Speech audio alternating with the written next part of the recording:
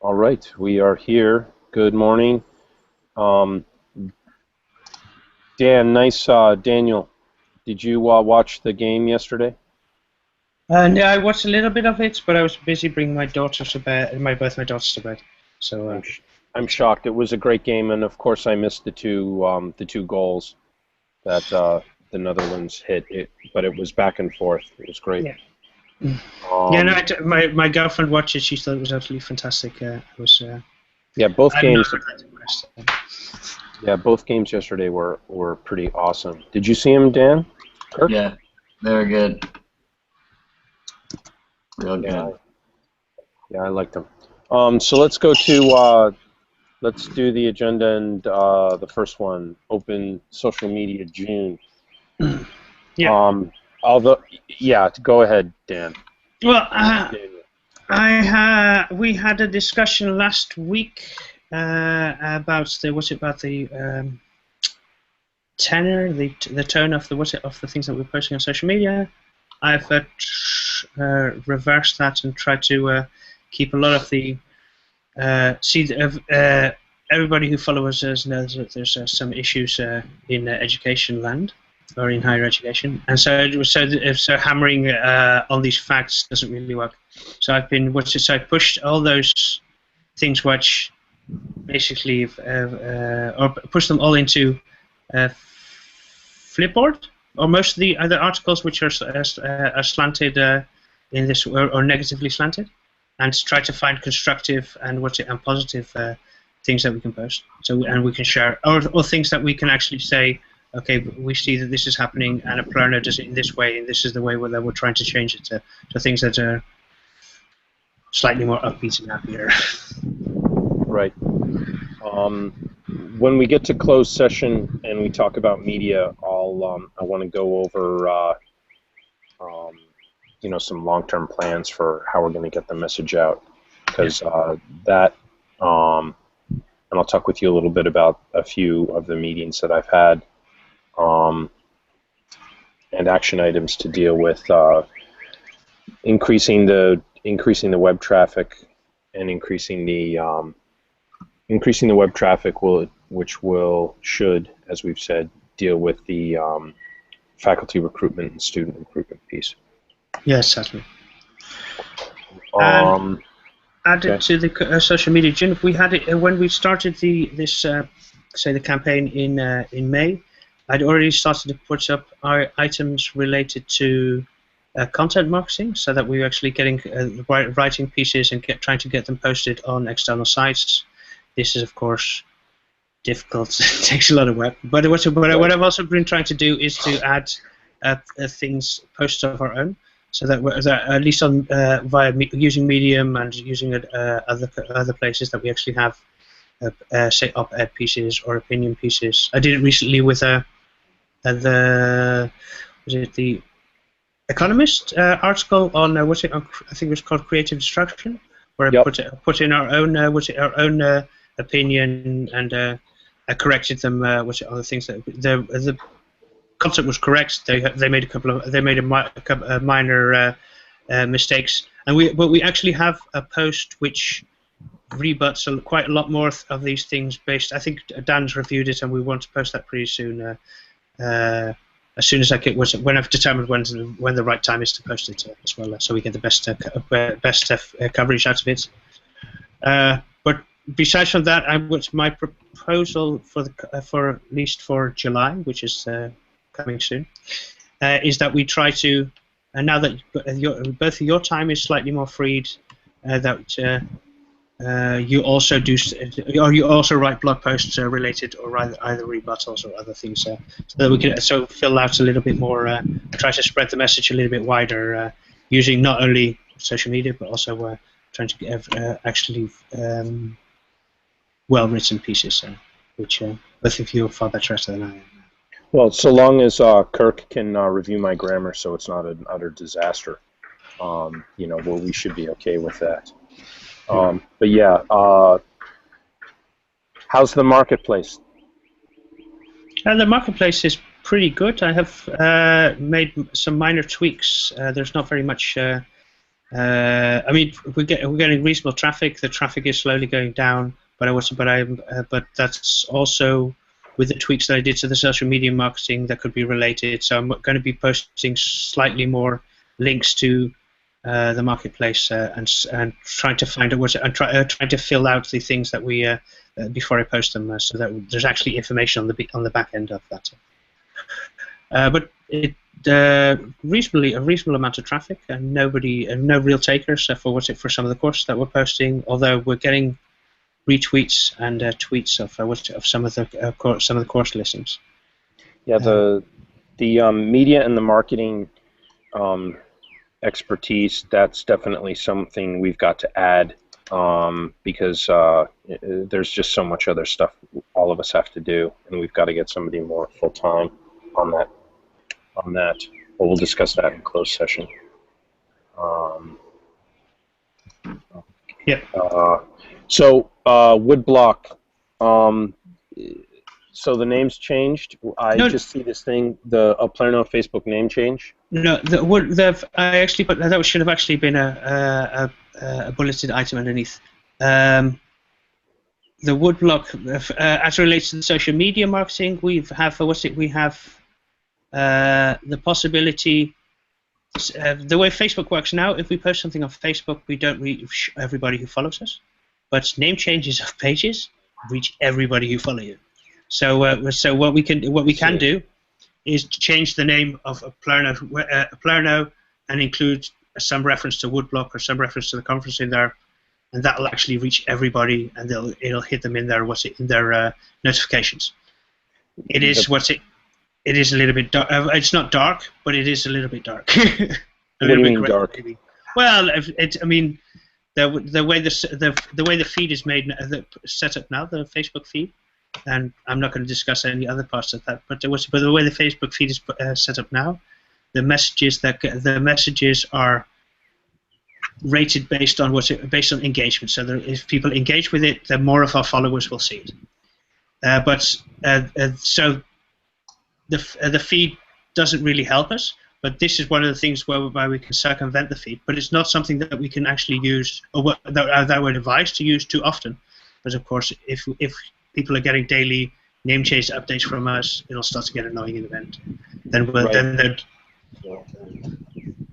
Okay, let's discuss that, and let's further discuss the implications of that in closed. I mean, one of the things that I'm concerned about would be the fact that people finding us, in the searches on the web page, on the Facebook. We'd change it to something like what was it, Uplerno visit our Woodblock conference or something like that. You guys do realize we're talking about this, and we're going to publish this. Yeah, but this is honest. I know, but if we're worried about people finding us, this is a weird way to do it, or not do it. Let's put that. Let's move that discussion then into the closed session for a little bit. And let me give you the update on accreditation. So Friday I had a meeting with the Agency of Ed in Vermont, and now what we've got is how accreditation degree granting authority is going to work is that we have to submit a letter of intent, okay? And the letter of intent starts the clock ticking for 18 months, where we can recruit. You want me to wait, Daniel? No, I can hear you still. Okay. Where we can recruit and create all the degree programs that we would like. And so we can do admissions. We can formalize the whole process and offer the degree program. What we can't do is grant the degrees until we've been through that process with both the state and with this group called the Council on Higher Ed. It was a really positive meeting. We got a lot of good feedback on our application. While it's not guaranteed that we would be able to get degree granting authority, What we do have is a very, very high likelihood of that happening based on our previous work. So I would think that we should announce the fact that we're kind of announcing the fact that we're going to do this for those people who watch these meetings. But I think what we should do is talk about submitting that letter of intent after Woodblock and using Woodblock to get those final 5, because I think that that also hits up the enrollment. It'll help with the enrollment, it'll help with the faculty recruitment, and it'll give the faculty a little bit more something to both to work for, and the fact that now there are degree programs, and this is now even more like an educational institution where degrees are granted. So that settles our state issue in terms of degree granting authority. And then what we can do is follow through with national accreditation and starting that process. There is nothing that says that we couldn't have degree granting authority before 18 months are up. What we're going to have though is courses and a lot of information running, okay, that a lot of information that they can look at so that they can evaluate the process, evaluate what's going on in the classes, etc. The student support services issue, what people are really, really concerned about is the, one, the debt loads, okay, that students would be incurring. The second piece is, my impression from the conversation is that the state agencies in terms of dealing with accreditation are very concerned about degree completion, and also what students get in terms of a product as they're going through the courses. Are they really being supported with the skills that they're developing? And that really hits up the strengths of the portfolio system and the faculty, etc. So it all plays into the stuff that we're developing, really good core competencies with, and it plays into the strengths of the portfolio, plays into the strengths of the marketplace, the discovery, and all of that. And the again, the big piece with the student support services is that many of the things that are on traditional higher ed campuses, we're not going to be, we're not going to have in place in terms of, the residential issues. So it's going to be a whole lot easier to get the degree granting authority than if we were doing all of that if it was a residential learning community. That being said, the agency indicated that we're going to have to spend a fair amount of time educating people on what an online educational institution is. But I think it's a pretty good idea for us to in the July update to both announce Woodblock and announce the fact that we're using this to get together the materials to do the letter of intent. What's your thoughts, guys? Sounds good to me. Yeah, to me too. I'm not sure. I don't know to whom you've spoken or strategized on this, and I don't know. It's just something that comes up in my head. Is it too much, too fast to go straight for degree, or is it completely the right move in saying, because we're going to be in a gray area, and we haven't recruited students even just with credit-bearing courses, one-off experiences that fill, in theory would hopefully fill requirements for folks, and we're we're already being like, well, let's submit a letter of intent and then, take the 18 months and try to recruit people to get degrees that we also don't guarantee anything about because we haven't gotten that approval or that accreditation. So it's just like a bigger version of our current pattern, and which is a little frightening in that, like I said, we haven't filled courses that are for transfer credit. How are we going to fill degree programs with people just total full of faith? And I don't know. I'd like to hear strategy from maybe some of our advisors. I don't know if this is something that anyone really knows anything about since it's such a new way of doing it, but it would. I don't want to scare people off, nor do I want to put us out another 18 months instead of maybe concentrating on getting, relationships with other schools that take our credits and then building on actual progress rather than a bunch of stamps that we can get. Right. We're still going to have to work on the articulation agreements with other institutions to take our courses. Okay. Offering a degree program doesn't really impact on that. No, I know. You're correct in that we're still there's very much still a chicken and the egg piece. Okay. Having talked to my friends in admissions, it's June and July, which are the slow months. And so we can't let the fact that June was not a incredibly good recruitment month either on the faculty or student side,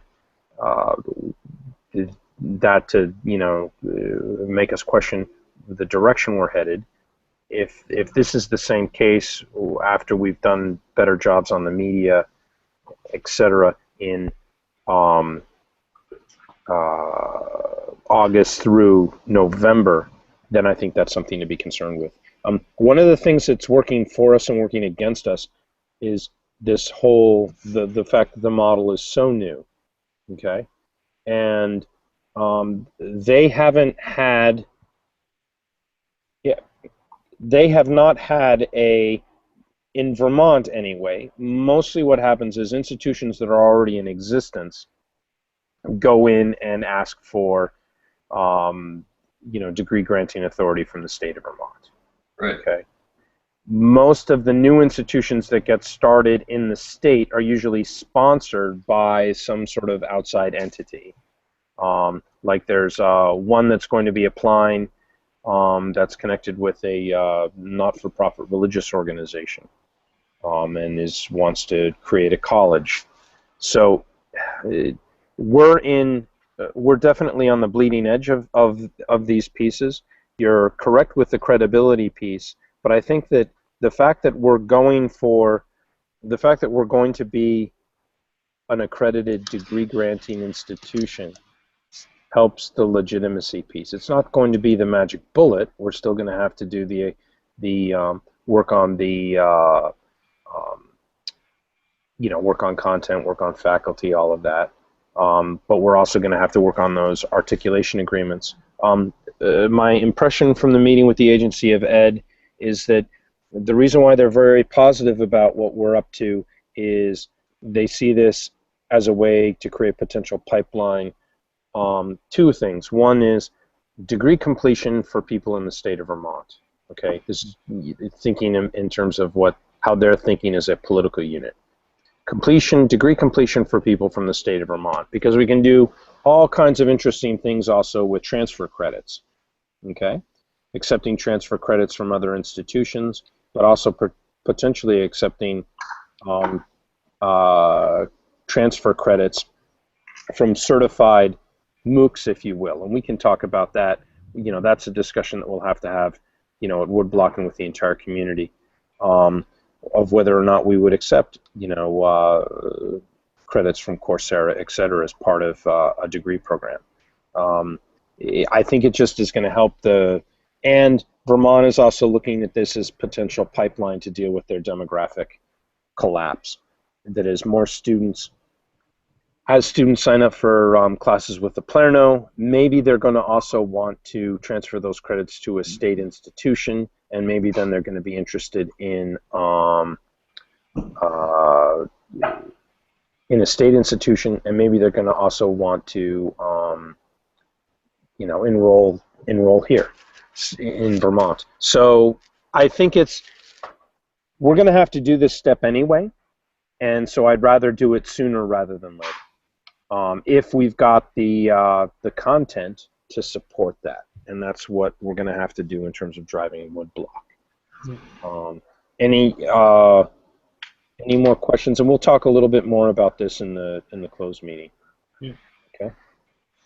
I mean, yeah, you kind of hit on it, but I don't think you totally did. But we can talk. What about didn't I hit on? Let me have it. Just like, is this? Cynically, we're trying to attract customers, right?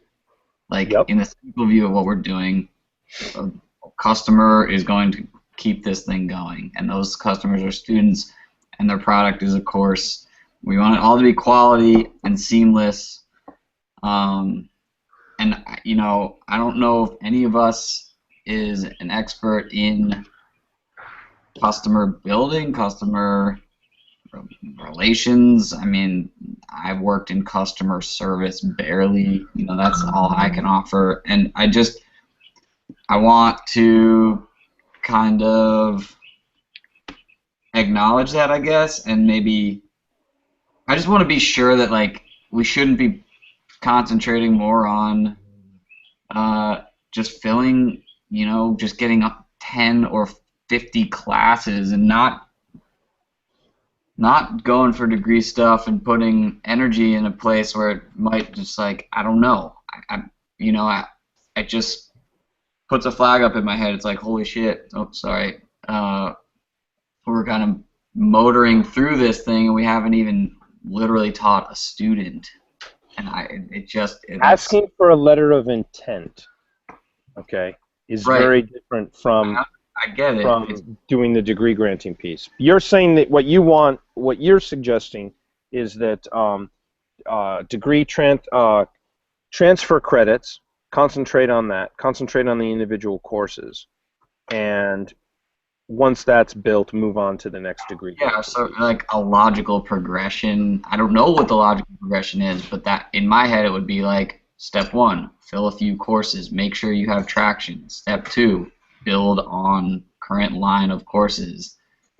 Establish credibility. I'm sure there's a business school person out there who'd be like, well, here's, build a customer building for dummies that we can start looking at and stuff like that. But this letter of intent versus granting a degree, would we ever look at our current situation of, okay, we got approval, and that was exciting and nail-biting, and it was a lot of work, and then it didn't translate into any sort of, like, change in having students. I know, and that's just, again, a very basic, cynical view. There's a lot of nuance that goes with that, but does it not make one think, well, then why would we keep making strides towards something that people still aren't even, going for yet, comfortable with? And again, the only reason I say that is because if we were like, sweet, we can get accredited, done, I'd be all about it. But, like, the fact that it's this letter of intent, then there's this limbo, which is kind of where we are now, and it's not dissimilar. How is that going to change anything for us, or is it? Well, the process. Go ahead, Dan.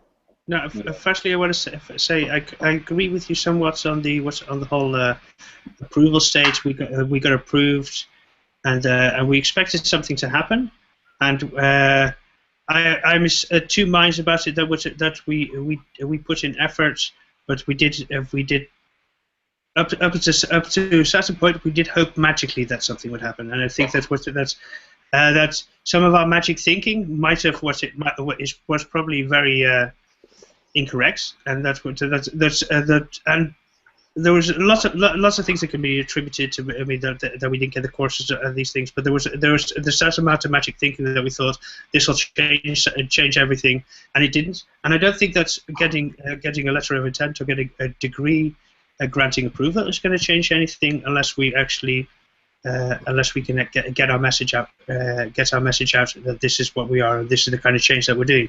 So as long as we're not getting our message out, the difference between getting approval and getting accreditation is very little.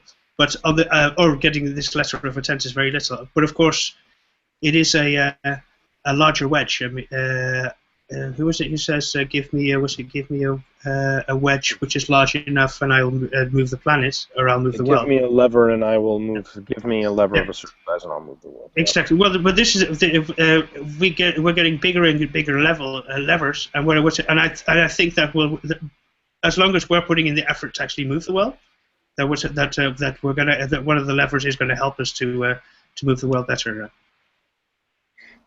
I think, Dan, you're right in pointing out that there's an operations and a media issue, okay, that's not being addressed, and that's a weakness with just the three of us working on this.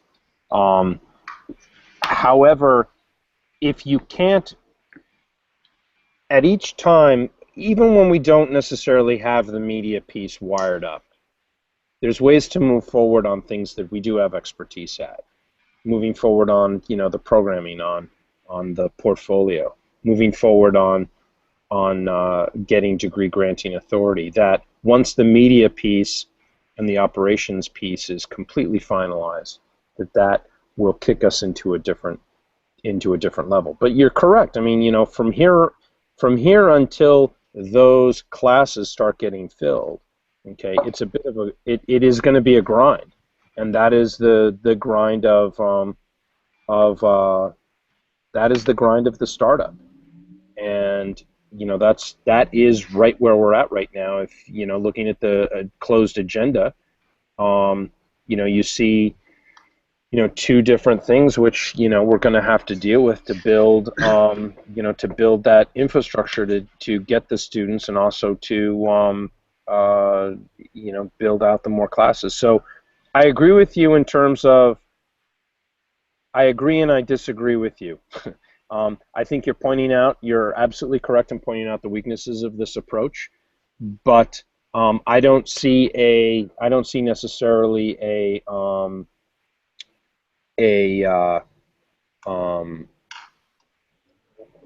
I don't see too many ways forward. I see in this lull time us building up, trying to build up more credibility, and doing that through the state agency piece. Yeah. Yeah, but this is also one of the things that's where I think that if we go back to the beginning of our agenda, things such as content marketing. I mean, we can only go so far as it is getting the media. And things such as content marketing certainly work with that, trying to get our message across, making sure that, or trying to get people to actually pick up on what we're saying and sharing what we're saying, and more than just sharing other people's information. I mean, we shared the New York Times. The New York Times gets all the credits. None of the honey sticks to. Well, not very much of the honey sticks to us. But if we're sharing a piece that we wrote, far more of the credits go to us, of course. And we actually we can actually tell the story the way we need it told, and the way our students and our faculty need it. Agreed. So why don't we then, I've given you the update on the accreditation, and then we'll talk more about some of the stuff in the closed meeting. Let's go to the question from faculty, and Dan, you put that up.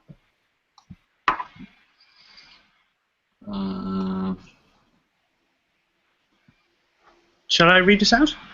I'm sorry, I was just pulling it up. Okay. Do you know if we have any idea roughly when we will be ramped up and courses like these will see activation? I know there's more to do before then. I've got to do the outcome, blah, blah, blah, blah. I just wanted to get a general idea what we are expecting and how I might help to get us there. I think we have I've approved. I think I approved 2 courses last week. Which two? This guy's was human. Oh God, there's so many.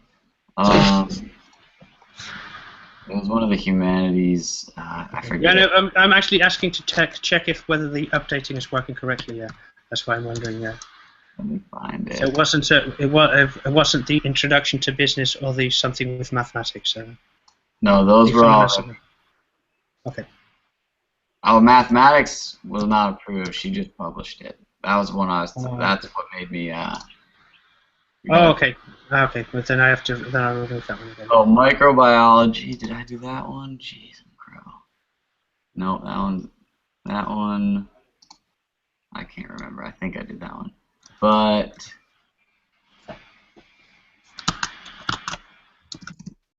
Anyway.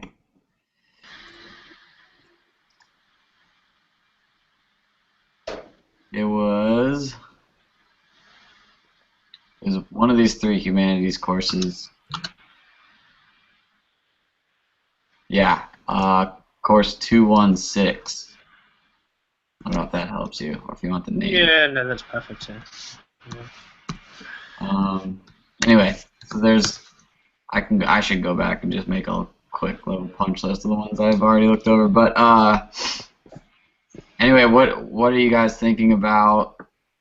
I mean, should we just like our carrying capacity, or not carrying capacity, like cruising altitude as far as number of courses, and when should we wait till after we do our festival thing, or should we?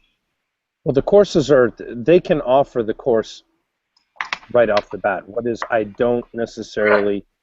I thought we were going to hold. I mean, I remember talking about being like, let's just pull all the courses back and wait till we have more to offer before people can start. I think that we discussed that, and my opinion at least, I think we agreed that's